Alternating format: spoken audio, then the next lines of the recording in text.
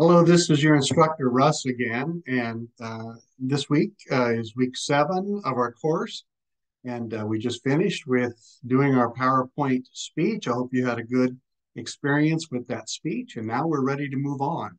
And what we do for our next speech, the third out of 4 speeches that we'll do in this class, is a different kind of speech.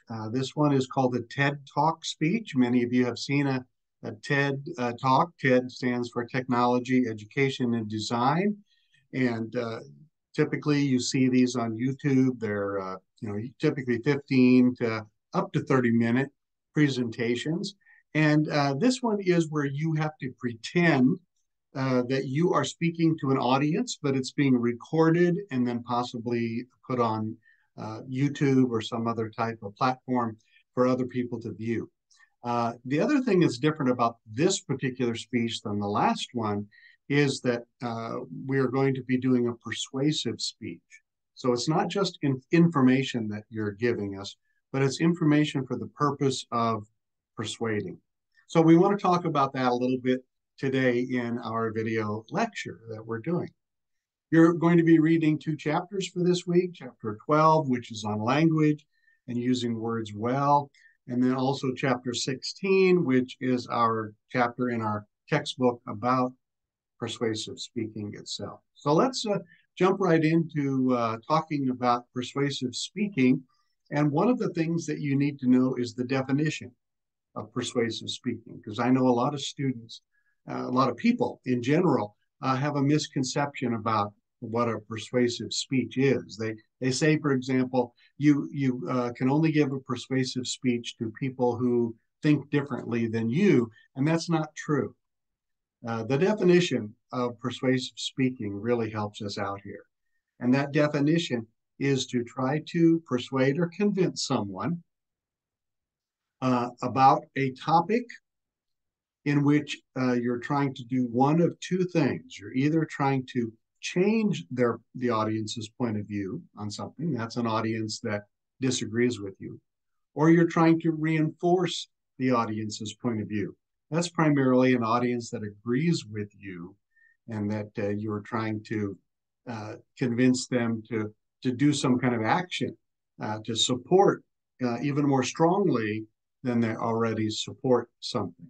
So it's important, I think, for us to revisit something that I've talked about before, but that's important for you to know. And that is there's 4 different levels of persuasion, of information, communication that we do. And it's important for the persuasive speech to know that we're reaching all 4 levels. Now, one of the levels is the level of knowledge. And that's where you were primarily with your PowerPoint speech or with any informative speech, is you're simply wanting to know, what does your audience know? What don't they know? How detailed can I get in my presentation? Or how simplified do I need to make my presentation so that the audience would primarily know the information that I think is important for them to know, and to know it in the order and the way that I want to present it. So knowledge is the first level. That's the superficial level. The next level is the level of belief. What does your audience believe is true, is false, is right or wrong? You could test this out by creating what I call a belief statement. You could pick a topic and then you could write down a statement or tell someone a statement. I believe that such and such is not right, or I believe that such and such is the right thing that we should be doing. And then you could see if your audience then agrees or disagrees. This is doing a little preliminary survey or questionnaire, finding out what your audience believes or doesn't believe. They might agree with you, have the same belief as you. If so, that's great. If they don't have the same belief as you, then one of your jobs as a persuasive speaker is to try to convince them to believe the same that you. Give them enough evidence that they will agree that something is a serious problem and needs to be changed, or something is correct and just simply needs to be reinforced. The third level, after knowledge and then belief, is that of value. How valuable is this belief? And how valuable is the topic? Typically, this would be a type of question that would be put on a scale. Imagine that there is a line, a spectrum, and on one end, this topic, their perspective, your point of view, is something that is inconsequential. It's not important at all. That's one end of the spectrum. And on the completely other end of the spectrum might be, this is the most important thing in my life. I'm really, really passionate about this, about doing something. Now, you need to know where on that spectrum the audience is. You should be on the passionate side of this. You're wanting to do something, but you don't know where your audience is. If your audience also is very passionate with you, they have some knowledge, they have the same belief as you, and they have the same value as you in the topic, then that's super. And you don't need to worry about knowledge, belief, or value. You can go right to the fourth level, which we'll talk about in just a minute. But most of the time, your audience either has very little value in this topic or your point of view, or they frankly don't care. So either they don't know enough, that's the first level, that's their knowledge, or they believe differently than you, or their value is different than yours. They don't know about things, they don't know enough to make a decision, or they don't care about it, something like that. Fourth level that you want to get to, that's the most important, is their behavior. What do they do? They might agree with you on the first three levels. They know something about the problem. Let's use recycling, for example. They know that recycling is good for the environment. They know that. They believe that people should recycle. They agree with you on that. Their value is that this is a fairly important thing. They think, yes, this is something that we need to be concerned about. We can't just pass this off to the next generation. But then the telling thing is then to ask them the question, so you think it's important and you know about recycling, so you recycle, correct?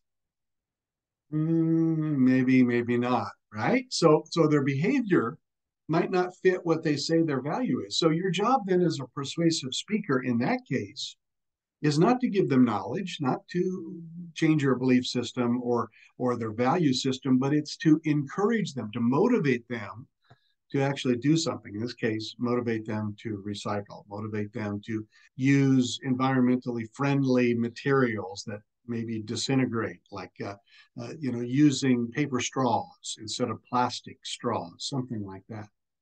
So it's important that we know those four different levels. You make a decision then based on your, interviewing, your questionnaires, your surveys of your audience, what it is that they know about. Now, if you don't know your audience or don't have an opportunity to interview them, then you're just going to have to assume, I guess, that they don't know very much, that their belief system may or may not be like yours, that they don't really have the same value system, and they're not really behaving in the way that you want them to behave. So you need to really try to address then all four of those levels in your persuasive speech. Your persuasive speech for this assignment, by the way, is talked about in detail in week 8. It's not talked about here in week 7 on the blackboard, but it is talked about in week 8. I recommend you look at that assignment because you can go ahead and start working on that now, even though the speech itself is not due until the end of week 9. This is week 7. You do need to get started on it. There are some specific things in the assignment that I'll go over in more detail next week in my week 8 video lecture for you. But go ahead and get started by looking at that and making some decisions on what it is you'd like to talk about. The next thing about persuasive speaking that I'd like to talk about is the kinds of audiences that you will encounter. And you'll have one of 3 kinds of audiences that you'll encounter. And it's important to know which kind of audience that you think you'll have. You'll either have a friendly, hostile, or mixed audience. So let's talk about what each one of those 3 audiences are. A friendly audience is one who primarily agrees with you. In other words, they have some knowledge of the topic. They also have a similar belief that you do, and their value system is close to what your value system is. And that is for the most part. You can't expect 100% of your audience to be friendly. There might be 1 or 2 people that might disagree with you, but by and large, people agree with you. So you should know then that your audience, that your goal, your aim is to get them to behave a certain way. Now, another type of audience is a hostile audience. This is one that primarily disagrees with you. Maybe they don't know a lot about the topic, or perhaps probably their belief system is different than yours. They think something is not correct or not right, and you think it is, or vice versa. Or perhaps their value system is that this isn't important at all, but need to convince them this is very important. We need to do something now before things get worse. And of course, then they would not be behaving in the way that you want either. The third kind of audience is a mixed audience. You have an equal number of friendly and hostile, or perhaps you don't really know the audience. And that's kind of what the case will be for this speech, because you're speaking to a TED Talk audience that might be someone watching a video of this. So you don't know who's even watching, how many people are watching. So you really don't know a lot about your audience. You're going to have to then probably assume this is a mixed audience, some that agree with you and some that disagree with you. The next thing you need to know about are what I call persuasive motivators, things that motivate people to make a change, to help convince them to change their perspective, their point of view. Aristotle gives us these, the philosopher from ancient Greece. He said that the primary persuasive motivator is ethos. We've talked about that word before, E-T-H-O-S. Ethos means your credibility. Are you believable? Can I trust in your judgment in what you say? And of course, this ethos is determined on lots of things. Sometimes it's on nonverbal things. Like, for example, in our culture, you look at someone when you want them to believe you. Look at me in the eye and tell me that, we say. And you're looking at them to see if you can tell if they're really being truthful or not. You can believe them. That's ethos. That's why in this speech, especially, eye contact with the camera is going to be so vital, that you don't want to be reading your speech off your note cards, but you want to be looking right at the camera and convincing them. Right? The way that you pronounce words, the words that you use. It's important then in chapter 12, using words well, to select the right words. If you use, for example, the definition of someone who is fighting to liberate a country or a people, you might call them terrorists because they are blowing things up with bombs. Or if you're on their side, you might call them a freedom fighter. So just the very definition of what words you use sometimes will help build your ethos and will tell your point of view. The second kind of persuasive motivator is called logos, L-O-G-O-S. Logos, of course, is the root of the word like logic, logical, and that sort of thing. And it has to do with two things. It first has to do with supporting evidence. The use, in other words, of things to support what your claims are. And the primary ones are using facts, using statistics, using some kind of testimony, which might be a quotation, a direct quote, or a paraphrase, and or it might be the use of examples. And you find these in different sources. Now, for the PowerPoint speech, you were limited to using the online newspapers. In the case of this TED Talk speech, you have to use the Bellevue Library database. And so you need to learn how to do that. And I'll go over that in more detail next week when I go through the specifics of this assignment, this speech. But for now, you need to look at that so you know where to find supporting evidence. The second part of logos is the use of reasoning.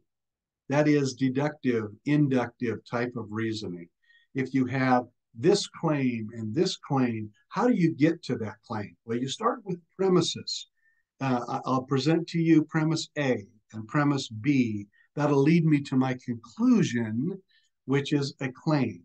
You start with a warrant, and that is you make a statement that says something, and then you back that up with evidence. That's what is meant by the use of reasoning, thinking things out in a process, being process oriented, and that's going to be something you'll need to do in this speech as well. The third kind of persuasive motivator is called pathos, And pathos is the root word of things like sympathy or empathy, and it has to do with with our emotions. And so an emotional appeal to people, sometimes by the words you use, sometimes by the use of music. In watching a movie or television show, the background music really is the pathos part that's convincing us of something and is really moving us emotionally. So those are the three motivators. Aristotle said that ethos is the most persuasive of those three, followed closely by logos and then pathos. And you need to use all three of those in your persuasive speech. And we'll talk about how to do that. The third thing I wanted to talk about today is the organizational pattern. How do you organize this persuasive speech? We looked at the informative PowerPoint speech, and we said that you could organize that in several ways. You could do it chronologically, showing a time-based type thing, a step-by-step process, you might say. If you're giving a demonstration speech, you have a certain step you have to do first, then a second step, then a third step, so on. That's chronological. You might have used topical, which is really the usual way that we think about things, or the typical way we think of things. You could use spatial, where you're describing something from a certain point of view, a certain angle. That's a descriptive type of organization. Well, for persuasive speaking, you will primarily use either problem, solution for your two main points, where the first main point is the problem, second main point is the solution, or you would talk about problem, cause, and effect. And in this case, if you read over week 8, you will see that your two main points that you have to use are cause and effect. Now, you need to describe the problem in the introduction of the speech. We'll go over that in more detail next week. But then your two main points have to be the cause or causes. What caused this problem? What are the causes? And then secondly, what are the effects? You don't have to come up with a solution to this problem of how to solve the problem. You simply want to make people aware that here's how we got the problem, here's the cause of it, and here's what's going to happen if we don't do anything, or here's what's going to happen if we do solve the problem. And you're going to implore your audience to help come up with a solution and to do something about it now. Don't wait till later. So you need to get started today or this week by looking over week 8 and the directions, especially the list of possible topic areas. Be picking out a topic that you could do, start doing a little bit of research so you know something about the topic. And then I'll tell you more next week in more detail about how to get really down to, the figuring out the logos, the supporting evidence that you need, how to organize this and put it together, and how to present it. Even the delivery is a little different than the way you would present your PowerPoint speech. There's no other than just the speech itself, there's no extra things that you'll need to do for this speech, such as use of PowerPoint or any other type of visual aids. If you'd like to use those, you may, but it's typically not done, so I wouldn't worry about it for this speech. The time limit is, it says 4 to 5 minutes on the instructions, but I'm going to give you an extra minute, so you can go 4 to 6 minutes. So you're doing a 5-minute persuasive speech on one of the the agreed upon topic areas, and then you're going to need to persuade us, your audience, using a TED Talk style. So we'll talk about that. Read over my announcement for the week. It gives you a lot more details. Read over chapter 12 and chapter 16 so you can be ready for the quiz on that this coming Sunday. So hope you have a good week. If you have any questions about anything, again, don't hesitate to contact me and I'll get right back to you. So this is your instructor Russ saying so long, and we'll see you again next time.